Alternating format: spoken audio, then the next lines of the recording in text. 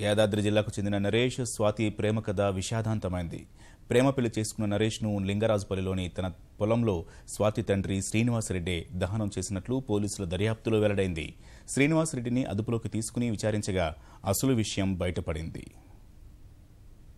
ప్రేమ పెళ్లి చేసుకున్న నరేష్ హత్య కేసును ఎట్టకేలకు పోలీసులు ఛేదించారు.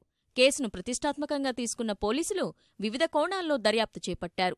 స్వాతి కుటుంబ సభ్యులే నరేష్ను చంపి ఉంటారంటూ యువకుడి తల్లిదండ్రులు అనుమానం వ్యక్తం చేశారు. ఈ తరుణంలో స్వాతి తండ్రి శ్రీనివాసరెడ్డిపై ప్రధానంగా దృష్టి సారించారు. ఎల్బీనగర్ డీసీపీ వెంకటేశ్వరరావు ఆధ్వర్యంలోని బృందం శ్రీనివాసరెడ్డిని అదుపులోకి తీసుకుని ప్రశ్నించగా అసలు విషయం వెలుగులోకి వచ్చింది. లింగరాజుపల్లిలోనే నరేష్ని చంపేసి తన పొలంలోనే దహనం చేసినట్లు విచారణలో తేలింది. ఈ హత్యకు స్వాతి సోదరుడు, చిన్నాన్న సహకరించినట్లు గుర్తించారు.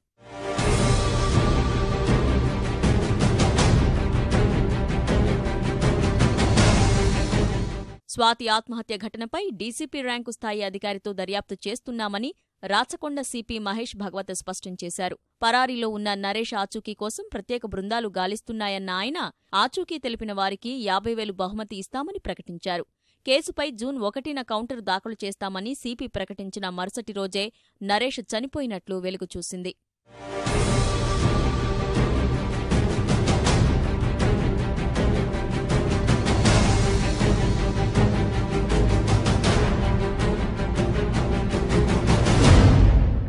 భువనగిరికి చెందిన తుమ్మల స్వాతి, సహవిద్యార్థి అంబోజి నరేష్ ప్రేమించుకుని మార్చి 25న ముంబైలో వివాహం చేసుకున్నారు.